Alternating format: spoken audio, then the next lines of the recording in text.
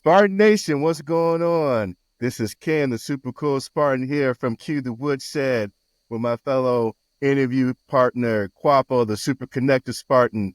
Another classic Spartan series here. This is the Rivalry edition, the 8-week edition. We got Michigan versus Michigan State coming up this Saturday. And to entertain our listeners and our viewers, we have a very special podcast episode here, the Classic Spartan series. We got OTIS WILEY from the MSU side, former Spartan player. What's going on, OTIS? Go green. And then on the U of M side, we got JARRETT and Thomas Gynes. What's going on, peeps? How y'all doing? Well, good. All good. Let's go. Go blue. Go blue. Yeah, I gotta say, this is the first time we've done this. That we've had some, some Go Bluers on our podcast. So, we in uncharted territory here. But it's a pleasure to have y'all brothers on, man. Pleasure to have y'all brothers on. Well, it's great to be on, and thanks for having us. Oh, it's good to see you again, buddy. I didn't realize it. It's good to see you, man. You too, bro. You too. Yeah, last time I was in East Lansing, and Otis was showing me around and the nice facilities, and I'm like, man, y'all done upgraded around there, man. So it's nice. It's good. It's good to see you. You saw that picture, man. I had you some green almost. Oh, wow. Hey, J.I., something you want to tell us? Nah, he knew I could have it, man. I made sure I had no green. Okay. I'm just checking. They were very hospitable. Very hospitable. Yeah. As always, we are. As always. Unlike All that right. Zingerman place. Hey, but Zingerman, if you want to shout out the podcast, we'll take that bread, though. We'll take Right. And before I forget, it's Q the Woodshed, powered by Zilla Sports Network. That's Quafo's, his business. So got to make sure we shout out everybody here. So let's get right into it, gentlemen. So I'll go ahead and kick it off. So the first question is, I'll give it to the U of M guys here. How is it playing in the game?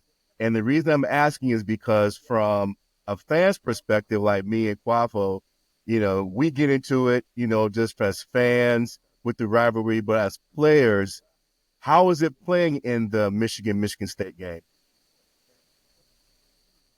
Go ahead, you take it first. You want me to say? Okay, I'll run into it. Yeah, go ahead. And I say this with all due respect. During our tenure in the 90s, just how we were raised up, it was a very excited time to be down in Schembecker Hall during Sparty Week. You had the demo guys taping their helmets up in the green and, really trying to give us a look. You had the crowd noise. They made it as adversarial as possible as far as our preparation went. But the other piece behind it, too, was all the upperclassmen that we had. And again, I say this with all due respect. I was just raised as a Wolverine to expect to win that game. It was an important game, but at the same point in time, it was like, hey, we're going to win this. And it was fun and it was exciting. And, it was pressure filled because we had a whole year of listening to you lost the state championship. We had the Paul Bunyan Trophy and things of that nature. I think during our time, we lost this game one time, and I think we lost it in East Lansing. But everything to be said, you just didn't want to hear that BS. Oh, you guys lost to Sparty this year, right? And again, it gave you even more motivation to go out and win. But like I said, the older guys that have been successful kind of raised us up as freshmen coming in and to pass that down, that same sort of swagger, if you will. Like, yeah, we're going to win this game. There is no losing this game. And if you do lose this game, that's a whole year. You need to, basically kind of walk around with your head down. Mm-hmm. No, I agree with Gynes on that one as well. And it's funny because the game we did lose, we lost there. I remember that game wholeheartedly because I redshirted my freshman year, and then my sophomore year I was starting. And I remember, I'm from Texas, man. I'm not from this area, so I didn't understand what the rivalry meant. And since I was starting, I was doing an interview, and they asked me about the game, and I was like, well, I want to win every game like any other game. It's it's going to be like any other game. We're going to play hard, play our best, whatever. And I'll never forget my linebacker coach, Jim Herman, saw that interview and pulled me aside. He was like, dude, you don't understand what this game really means. He's like, you can't, it's not like any other game. Like it's like, you better bring a lunch, man. They're coming, and it's like, it's for the state championship. I'm from Texas, so I don't think about it. But we ended up losing that game, and man, I got pounded a couple times in that game, and I was like, man, these dudes were coming nonstop. It was dirty as hell. It was nonstop, and I was like, after that, I was like, you know what? I'm a believer now. I understand what this game's about. Like, it's, but we gonna have to come with it. But it's interesting for me now. I moved to Detroit 6 years ago, and living in Detroit and living in Detroit, living in Michigan, and understanding what that game means. I love the Friday before this game because it's like the whole city, everybody's got their stuff on, they're ready. I mean, it's just I love that excitement about that game, and I love that being in Michigan, we have a lot of rivalries, but man, you got to win the in-state rivalry, man. That's huge. Man. Hey, Otis, the same question for you, man. Like, just talk a little bit about playing in this rivalry game. You play a little bit after these guys in blue, but talk us through a little bit of what it's like this week, the preparation for this week, what it's like being in this game from a player's perspective. Yeah, I mean, I'm from Flint, so it's one of those where we it's gang right now. It's one of those things in the state where, like, a lot of our families, we have a lot of, the great divide in families. So in households, it's, they'll speak to me all week. And, I think that was one thing when I was recruited by both schools, man. And I remember going to Michigan, and, it was one of those things where, yeah, I grew up loving Charles Woodson, right? Like, who did, right? Who wanted to go be a dog at the defensive back, punt return and play offense, like both lanes. For me, Michigan State, like, I came in where it wasn't as the sexiest option to choose Michigan State, especially with Michigan being with Lloyd Carr, and, at the prominence of that foundation there. And so I selected Michigan State because I was like, I'm trying to kind of turn the tide. I'm trying to be equal with these boys, right? Like, these boys are, playing at the top of their game. They're playing big time ball. And so when I came in as a freshman, like, we had an opportunity to win that game at East Lansing. And I remember our kicker, he missed two, like, crucial field goals to, like, we could have the game, right? And so that was one of those things where I'm like, all right, we got to come with it, man. Like, this is one of those things where we're playing for bigger than just us. We're playing for people that's on the playgrounds fighting and going tooth and nail with, the rival.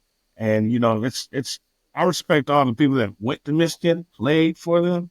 It's one of those things, like, the fans is what gets me. It's just the fan. Well, we feel the same way. We feel the same way. Like, Bro. no, because you gotta understand, like we played much, before you guys, but like like the Ducats, man, they're good friends of ours. Like, we've known them for a long. There's a lot of dudes at Michigan State that played that we were good friends with off the field, but on the field, it's like, look, man, like, we know, like, it's state rivalry is what it is.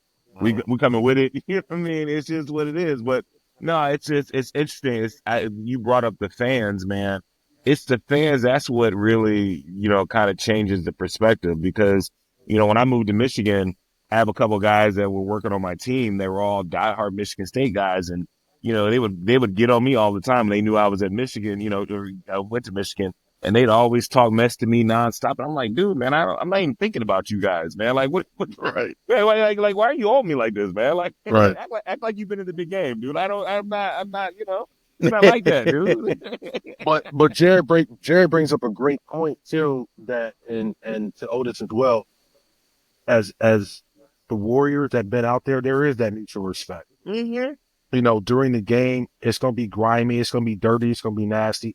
We're gonna talk our noise, but at the end of the day, and especially in my opinion, as far as the black athletes, because I feel like we really have a tight knit bond. There's always going to be that mutual respect. But to Jarrett's point, it's the fans. I'm in law enforcement. I don't ever work the Michigan State game nor the Ohio State game. Especially Why? a night Because game. no, the night game.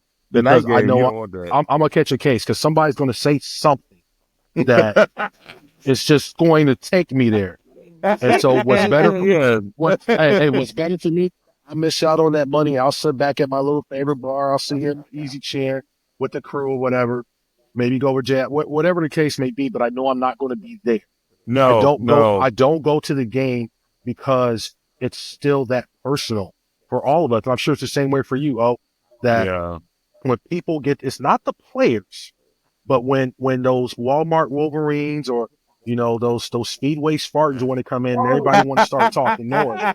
Speedway Spartans. Hey. Speedway Spartans. I just made that up. Play with it. Hey, Tom, I ain't gonna lie, Thomas. I kind of like that, dude. Speedway Spartans. Play with it. Play with it. Let's go. There's the big goat. There's the big goat. Right. Hey. I ain't gonna lie. Let us be Target at least. Right. Target. Well, I had to go with the S. I couldn't think of the S. You know what I'm saying? So that's the only S I can come up with. And Speedway got some good food, real talk. I ain't gonna lie. Speedway. Hey, look, I got a lot of Speedway points too, though. Right. Hey man. Hey, listen. Don't get it twisted. Don't get it twisted. When Gwine and I were in college, we partied a lot in East Lansing. I mean, we've actually. Jarrett, can you tell the story? Dude, Jarrett, can you please tell the story? I'll tell this story, dude. Oh, boy. Can you tell the Steve King story, bro? I'll tell the story. Hey, I can't remember what year it was, man. We were playing. We had a teammate of ours, same class as Gwines and I. His name is Steve King. Unfortunately, he passed away 10 years ago, but really just a good dude. He's from Florida. He was a Florida dude. Our class, when we came in 92, it was 25 of us. We called ourselves the Fab 25 because you had big time players on that roster, from Ty Law to Mercury Hayes, Amani Toomer, you had all these All-Americans, all these dudes. So we thought, and we had the Fab Five during that time, so we were all hanging out with them. So we kind of felt like we were on that level. But anyway, we ended up playing you guys, man, and we're there, and it's a TV timeout. And I'm on, this story is infamous because I'm on defense. I'm running the defense, and Steve King played safety for us. Oh, man. So it's a TV timeout, and we're all just standing on the field, man, just waiting for the game, whatever, and for the commercial to come off, go off, and Steve starts getting into it with some of the players, you know what I mean? Because they're all standing out, we're waiting for the snap, and he started talking mess to them. They're talking mess back, this and that. We do this and that, and Steve was like, "Look, man," he said, "Listen, man, we gonna pound you today. We gonna beat you. We gonna beat your tail at home." I can't say how he said it because we on podcast, but he said we gonna beat you in your home, pound y'all in your home. We gonna shower up. We gonna take that bus back down to Schembeckler Hall, grab our cars, and come back to East Lansing and come hang out with all y'all women. And that's what happened that night. We won, drove back to Schembeckler Hall, showered up, and came back. It was unbelievable. Wow, that is crazy. It was fun. Crazy. It was a fun story. So speaking of which, a good segue to the next question, and Otis, I'm going to kick this to you. What was your most memorable MSU Michigan matchup that you played in?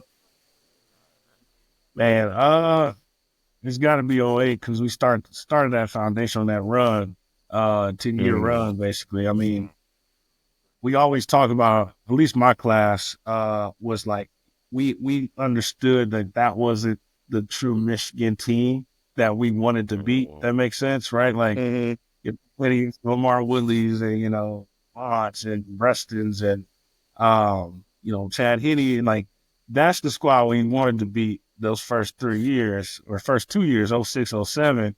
And Mike Harper, he has the little brother comment that kind of just set that off, right? We set that off extremely, like, to the point of like, all right, now enough's enough, right? So I think 08 is started, and to win at the Big House, it's a prominent, obviously, venue, to win there and then set the foundation for the other young Spartans coming behind us.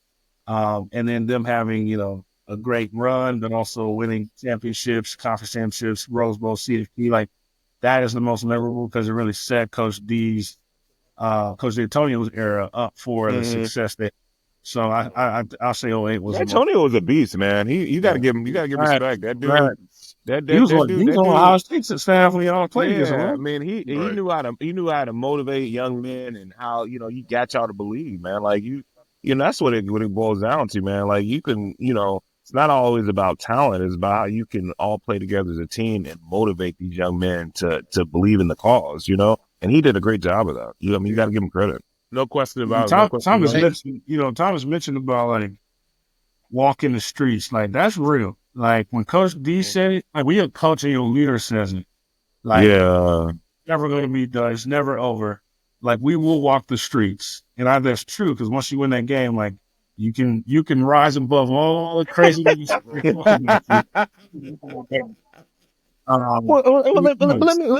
me ask you this, Otis, as a player, man. Let me ask you this. So, like, you know, we already know you got to win the state championship. Like, that's a big deal. This rivalry is a big deal to us as well.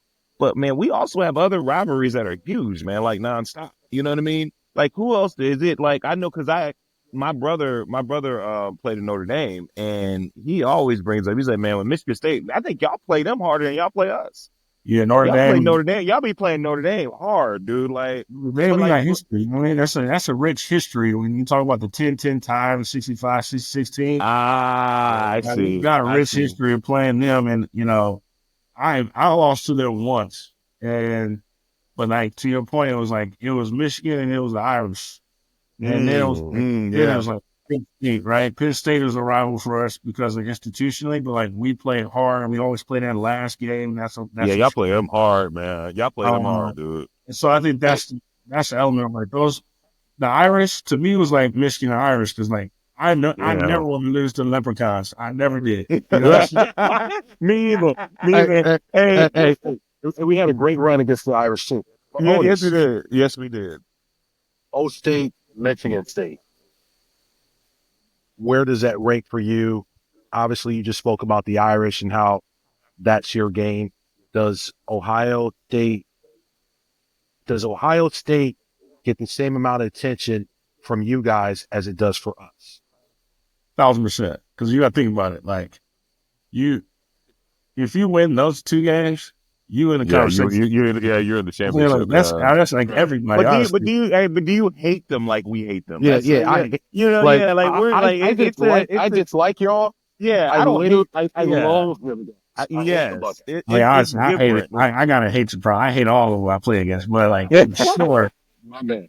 Hey, spoken like a true Flintstone. But for sure, like Ohio Coach D brought the hatred. Like I don't say he brought the importance of like we recruited a lot of Ohio guys. Clearly, right? Guys got overlooked.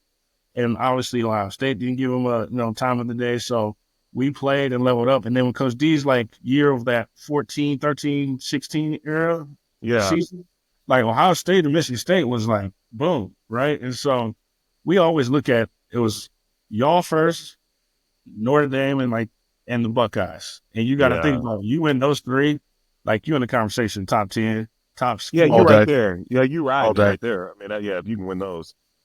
Totally agree. Hey, I can say from a fans perspective, and Quapo, you can, maybe I'm sure you'll agree, is that when D'Antonio became the coach, he definitely brought that hate to Michigan. I'm not saying from a fans perspective because I do remember his first year. It was 2006 or 7. I think that was D'Antonio's first year. I remember it was Lloyd Carr's last year coaching. And we had Michigan on the ropes, but then they came back to beat us in Spartan Stadium. Then Mike Hart said his thing about the little brother. And D'Antonio, I mean, sometimes, now that I'll still watch D'Antonio's interview from that game. And he's talking about, what you said, Otis, it'll never be over. Pride falls the sword or whoever it was. As long as I'm the coach. So he brought that hate towards Michigan. But at the same time, what he did was he brought more emphasis to the rivalry because, you know, prior to D'Antonio coming in as the coach, I mean, MSU really wasn't that good on the football field. And he was the one that really brought that emphasis. You know, But My they always bad. had, they always, My they, bad, they always Otis. had My talent. bad, Otis. They always had talent. we had Yeah. the dogs. We had the Yeah. balls. We had ballers. You always had ballers. You know, man. the leadership and coaching, Yes. like, because we were. Yeah, we that's had- different. Trust me, we And, had. and, Yes. and that's the other thing. And I'm sure, you know, Otis can speak to it, but like literally when you saw D'Antonio talk about this game, you saw the piss and vinegar of that man. Like that was yeah. that was a narrow deep imprint. It was He was personal. exuding and great word. It was personal. It was personal. And he didn't care who knew how it came out, and the Spartan faithful and his guys fed off of that. You know, a lot of times at Michigan, I think that because of the amount of talent that we got in the history and blah blah blah, you know, sometimes we kind of sit back on our laurels as far as trying to be gentlemen and how we move. And you know, one of the things about Coach Carr, great coach, but I kind of felt like he was a gentleman's general. Sometimes he would kind of pull off where like D'Antonio was like, dog, we about to tap dance on your grave and go crack a 40. And then, you know, all the disrespectful things that we can do, we're going to go do. And he had no qualms about it. He was so unashamed about how he felt, which was for us a bad thing. But for the Spartan faithful, it was beautiful just because it was like, finally, we have that catalyst that we can feed off of. And you saw the enthusiasm and you saw the reckless abandonment in which those guys went and played with. Like, you know, oh, speak to it. You were that guy. You were there. I felt like them cats will run through a brick wall.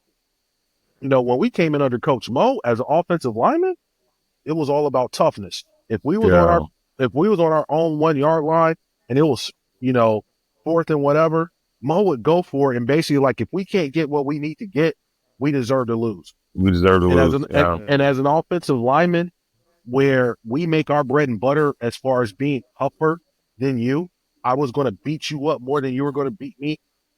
I would run through a brick wall for Coach Mo.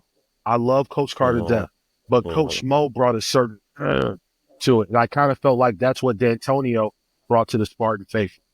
Well, I would also add, man, I just think that, like, you know, as I think it's great for the state of Michigan and for the brand of universities we have in Michigan. Mm-hmm. Like, you know, we have great schools in Michigan, and, you know, I'm biased now because I live in the state of Michigan, but I love this place, and I love that we have these options, and we have two premier D1 programs that are in the national front, and they're good, you know, and they're good schools, you know what I mean? And so it just makes it's great for our state more than anything.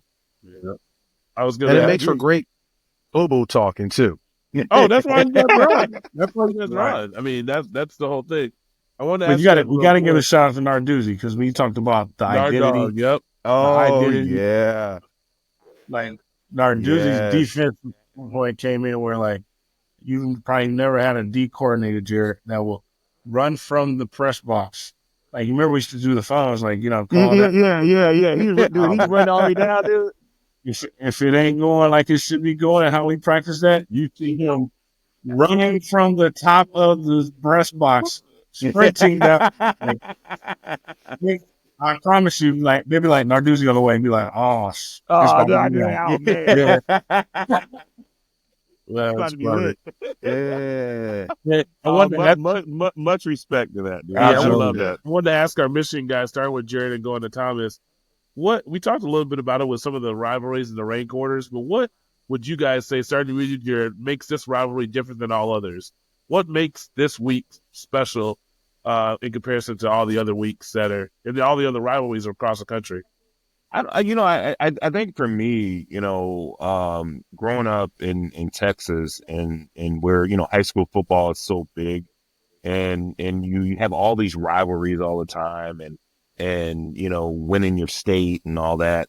I think this one it sits up there high for me because you gotta win your state rivalry, man. You gotta, you have two premier programs in the state that, it's either, the way it looks like on the Friday before the game, it's either you went to Michigan State or you went to Michigan, you know what I mean? And you walk around. And so it's like, and it's a state divided, man. And it's like, it's so exciting, man. Like, my kids, I have a 10 and 7-year-old, my two daughters, and they mess with me, like, like during this game, because they'll be like, they'll say, hey, Dad, we gonna put some green on, just to mess with me. They know it. Like, that bothers the hell out of me. Like, you know how I feel, you know what I mean? But it's like it's ingrained in you, you know what I mean? Like, yeah, we have rivalries. We hate, I hate Notre Dame to my core. I hate Ohio State to my core. But Michigan State, like, I respect you guys, but I hate you guys. You know what I mean? And you know, you better bring a lunch, man. It's like it's one thing. Like, when we play Ohio State, that's like, we're going to play, and it's juggernauts going at it, this and that. When we play you guys, man, it's like, man, you got to have your head on a swivel, because, man, we really don't like each other, and you don't know what's going to happen. Like, you got to be on your P's and Q's, man. Like, trust me, that game we lost when we lost there, man, when I was playing, I got beat up in that game, man, because I wasn't right. My mindset, I was like, I wasn't looking at it at to the degree of what that game really means. And it was a lesson learned for me playing that game, and having my coach afterwards said, I told you what it was like. So now you know. You know what I mean? And it's like, until you play in that game. That's those out-of-staters, man. They don't understand it. Yeah, Y'all can call that disrespect. That's what we like. Oh, all right. I had to learn quick, man. But trust me, I got it together. Yeah, same thing. Thomas, what makes this one different than the other ones in the country? It's kind of piggybacking on Jarrett. I'm from Illinois, and I think it might have been a little bit different in our respective rooms. Jared being in the linebacker room, me being in the O-line. I'm in the O-line room. I got these corn-fed, big-ass white boys. And I'm calling space. I got myself, Rod Payne, Trezell Jenkins. That was it. That was the only brothers in the room at the time. But with that being said, and they were all upperclassmen, and, the Steve Everetts and the Joe Cacuzos and Doug Steens and all of those guys, I was kind of groomed into, this is how we do it here at Michigan. This is what this game means. I got a bunch of just grimy individuals anyway. But because of the fact that as an offensive line, you got those 5 guys that are literally trying to play as one, this is how it was brought to me. And, one of the crazy things was freshman year, I come down to the weight room. It's off season. I'm just coming to work out. I got on some cut off green camis. This is when I knew. I got kicked out the weight room because I had green. You had green on. You could not wear green. No, dude. You could wear green. You cannot. And like, to this day, as a 50-year-old man, don't wear green. Like, I wear some camo every once in a while, but like green and red, like, no, dude, this is not how we get down. No. And it's crazy. And the only thing that I can compare to it is, I got a bunch of dudes, friends of mine that are Marines, never served, never been to war, none of that. But I listened to a lot of their stories as when they went through boot camp and the level of indoctrination that they get. It mirrors, to an extent, obviously, what we went through. Like, Mike Gittleson was a Vietnam vet. Mike was on some other stuff. Mike was a mad scientist. Yeah, but Mike was one of those guys who was like part of the Sith. He was part of the dark side of the Force. He understood how to Jedi mind trick you into something, so to speak, right? And all that to be said, it carries on like damn near 30 years after we graduated, bro. Right. I don't like the color green. I don't like the color red. But when it's all said and done, Otis, I don't know if you've been to it. Have you been to the black tailgate between the Wolverines and the Spartans that happens in Detroit? They do it in Detroit. It's always a good time. I can't do that. I can't do that. Hey, but look, but hey, I know it's hard for me to do it, dude. I know. He knows me all. I know. I bring my wife with me. I bring her with me. Yeah, exactly. Look, exactly. Stay focused. Stay focused. I can only do so much. Lock in. I can only do so much. Hey, but all that to be said, it's like literally when you get black professionals, it's a beautiful thing. Absolutely. But the amount of trash talking that takes place as I'm watching that game, and I've been there some during those years where we weren't so good, and the Spartans were up on us, bro. It was tough. It was tough. It was tough in here. And then on those years where we're doing our thing, trust and believe. I'm in them streets. Like, let's go. It's always a good time, man. Exactly. Oh, it's real quick for you. Like, what makes this one different than all the other ones in college football? This goes deep, man, for me because, I went to Flint, Carmen Ainsworth, but I was raised in Beach area, in Bucktown. And so I had one of your prominent offensive linemen, John Runyon, went to my high school, and he was that was my class. He's our same class. John Runyon, like, bro, he had his own invitational. He was a shot put All-American, like all state this. And he was the first really big time football player in the D1. And so then I'm seeing all of this. My track coach, man, like, he's one of the most prominent Wolverine alums and memorabilia and basically in the nation. If you look at his basement, it is like crazy how much he has in there. Sounds like my kind of guy. Right. My auntie, she played basketball at Michigan. So growing up, like it was always like, hey, go to Michigan. And, my uncle played basketball in Minnesota. And so like we had a big time, like, Big Ten love in the family. And so it's always kind of divided from a standpoint growing up. What makes this different is like you grow up in the state and you compete with, the top recruits that obviously go there. And then you go to Michigan State. And so you've been knowing these guys from grade school going up. And then when you get on the field, like it's one of those like, hey man, like I've been waiting for this. Like I don't care. Like this is the only one. I mean, I can lose them all. It's this one. It's this one. It's this one.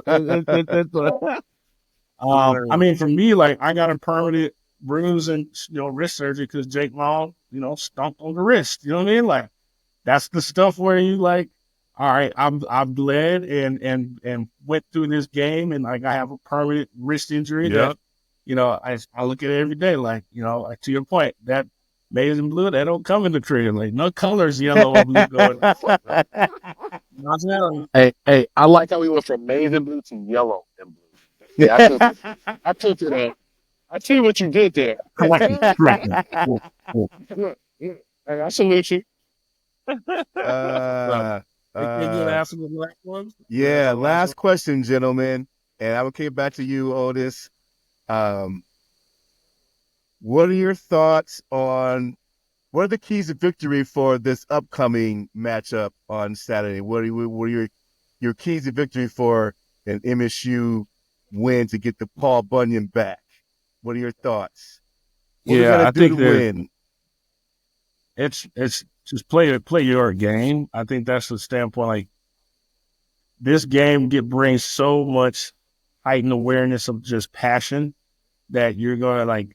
How can we not get penalties? That's extra hits. That's after the whistle. Like really disciplined game. That's on both sides, honestly. Like whoever's the most disciplined can play through the passion, the ups and downs. Like it's going to be big plays on both sides. Like for us, we had a good week break prior to last week. We showed convincingly that we could put 4 quarters together.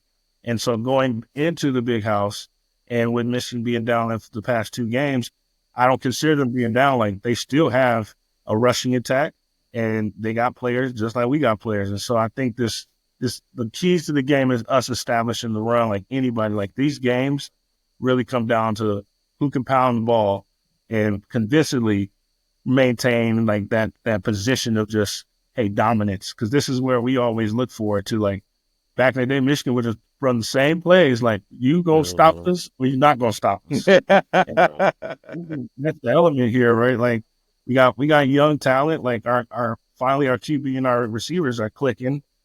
Running game is good, and the defense is just playing lights out. And to hold the number 2 rushing running back last week under 100. Honestly, he was only had like 23 before that 75-yard fluke touchdown he hit. So coming in, we got some confidence, which that we needed. That I think keys to the game is truly just balancing that run, pass, attack, and defensively, let's get off the field on third down, and I think we'll have a good success on Saturday. All right, gentlemen, the U of M guys, what are your thoughts? What are your, how y'all gonna help Sharon Moore to hit Paul Bunyan home? What we got to do is we got to win the turnover battle. Obviously, we talk about ad nauseum the quarterback situation. It has to get figured out, and it doesn't have to get figured out in a very grandiose way. You just have to manage the game. Don't turn the ball over. Yeah, and I think as Otis said, you have to manage the passions. This game's going to have its ebbs and flows. You have to manage the adrenaline rush that you're going to get. Don't want to come out there so super high that you crash. And the other thing too is, I think this is going to be I'm hoping a closely contended game, but I think it's going to come down to a field goal. And I'm confident in our field goal kicker. That young man is showing great poise this year and has definitely been very consistent for us. But I think on offense, we have to win the time of possession and we have to win the turnover battle. If we do those two things, that gives us a great shot to win this game. Obviously, Sparty's going to come out and we're going to get punched in the face several times, and we got to have a plan. The coaching staff for U of M has to be ready to make adjustments. When we come out after halftime going into that third quarter, let's see what's clicking, what's not clicking. Let's make the appropriate calls. But I think if we can do those sorts of things, we'll be in it. Again, this isn't the Wolverine team of last year. From a coaching staff to, a lot of our star players are gone. We have a lot of younger players that are trying to get some seasoning right now.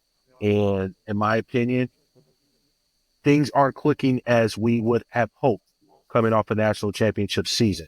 But with that being said, I offer no excuse. Next man up. You are Michigan Wolverine. Go out and play like one. I would. Yeah, I mean, and Thomas is right. I mean, I would echo those same sentiments. I think I would just add to it that, Lloyd used to always say to us, when someone a starter got hurt, and someone else that behind him had to step in, it's like the expectation is for the position. It's not the person.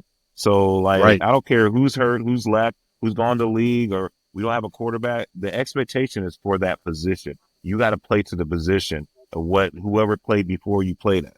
And I think this game, honestly, for me, and I know I'm biased because I'm a defensive guy, but honestly, this is a signature game for our defense to say, look, man, I'm tired of this. I'm tired of us, not stepping up. We've not really putting a full game together, and it's going to come down to them.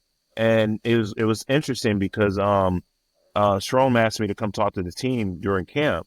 And during that time during camp, they asked me if I wanted to stay and watch film with them. And we watched Michigan State. That was my first time really watching you guys and watching the guys that transferred in and so forth. Man, you guys are good, man. It's not gonna be easy late, man. We're gonna have to come with it. We're gonna have to play our best game. But defense is gonna have to step up and say, listen, we're tired of taking this. It's gonna be a lot of motion in this game, but the beautiful thing about this game was, and I feel this way about Ohio State, these games like these don't come down to talent. It has nothing to do about talent. It all comes down to will. Who has the will to win and who wants it the most? And that's what it boils down to. And whoever wants it the most, that's going to play the full game, every play, that's who's going to win that game. Jared, I just want to piggyback that real quick, and I'll make it quick. Yeah. Slightly off topic.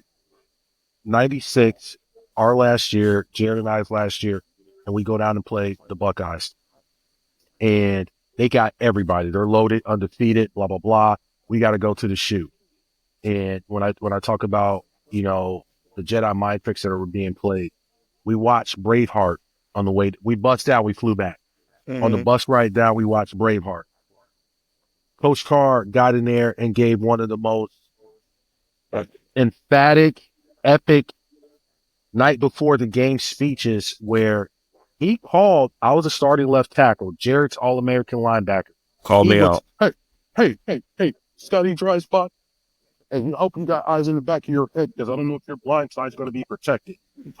He never said my name, but he went around to like damn near all the starters, right? I got All-American linebacker. Right. Yeah. So all of this, right?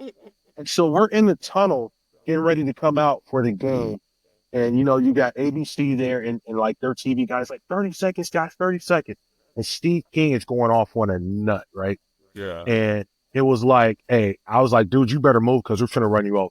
Literally, we ran him over. It was O State's senior day, and we ran out through their procession and stood in the middle of the O. How I tie this all back in is that I remember hearing all of the boos. I remember hearing the hate of an entire state. I remember going to the sidelines and seeing my teammates crying because that's the only way we could emote. We had so much energy and passion and adrenaline that you just wanted to go out there and unleash. This game deserves Michigan State. This game deserves that same amount of passion, that same amount of aggression, that same amount of consistency, that same amount of dogged want to, that testicular fortitude. As we used to say back in the building, got to have a little chutzpah for those people that speak Yiddish, right? And so when you sit back and you talk about this game right here, and I get around my guys, I'm sure when Otis gets around his guys, and when you put us all together, we keep it respectful. But I think, like, literally, it would take hey, guys, let's go out and get a football and go out back and play. As 50-year-olds, as middle-aged men, we would all line up out there and go do it again. And you pull hamstrings and torn Achilles and everything else, but we would go do it. And it's beautiful because it's something pure. Mm-hmm. I have never in life experienced anything that just sure when you have your guys and it's like you have this battle body. I know we talk about sports and war way too often, but it's the only way I can really incorporate that feeling is that you are war bond. That dude right there, Jared Irons, coming in 1992 and the stuff we went through, we both was out with the Arizona Cardinals and, we out here doing our thing. This dude is my brother. It's one of my best friends in the whole wide world. Right. And I'm from Illinois. He's from Texas. And if it wasn't for the game of football in the University of Michigan, I would have never met him. Yeah. So that's the beautiful thing about all of this. My first time, actually interacting with Otis. Otis is younger brother. I won't say little bro. I just say younger because I'm older. Yeah. But I got respect for him because he's a Sparty and because he's been out there and he gets it. Everybody that watches the game doesn't get this game.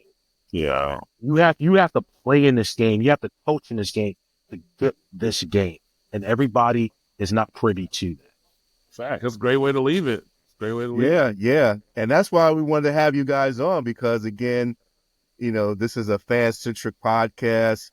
We just watch the game as fans, but it's always good to have former players, or we call them classic players, to get their perspective because, for real, because you guys present a different perspective than us just sitting back watching the game on TV.